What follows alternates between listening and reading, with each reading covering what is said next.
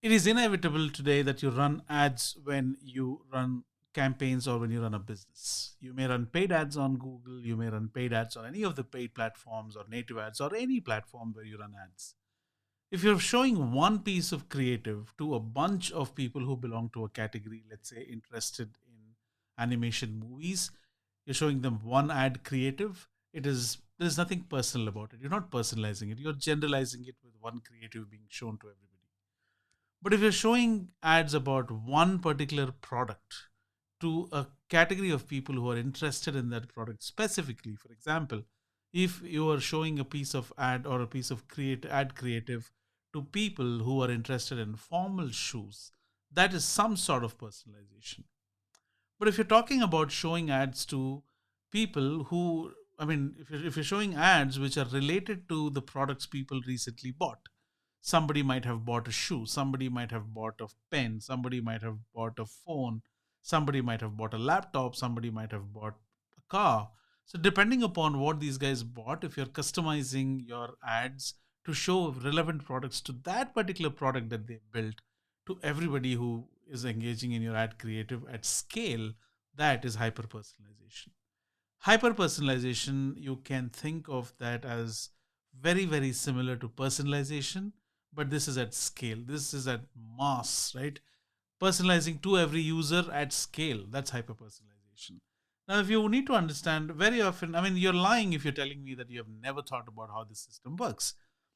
Last week, I bought a shoe from Amazon and they're showing me ads about socks. They're showing me ads about shoe care products. So last month, my wife bought a hair dryer, and now she's bombarded with ads about hair care products and creams and whatnot. How does this happen? How do these companies know? Are they spying on me? There is any, I mean, there's nobody uh, who is being truthful if they say that they have never thought about this, right? Because it is almost imperative that you think about it. Now, how does this happen? These are the stages that that take place in hyper personalization process. First things first, what happens is data gets gathered. How does data get gathered?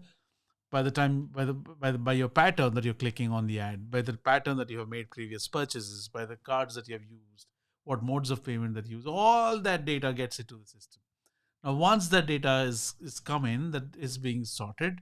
Now, that data is being fed into something called as segmentation systems. There are a lot of segmenting tools which are powered by AI today, which are super powerful and super sneaky in some ways, where this data gets sorted and segmented into different categories.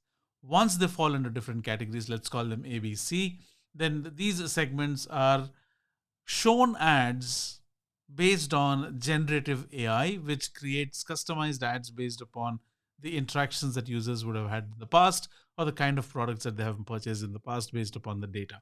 These personalized ads, depending upon the segment that you belong to, because you were segmented based on the data that was collected, and and that creates content and that is being shown to you, and you engage with that content.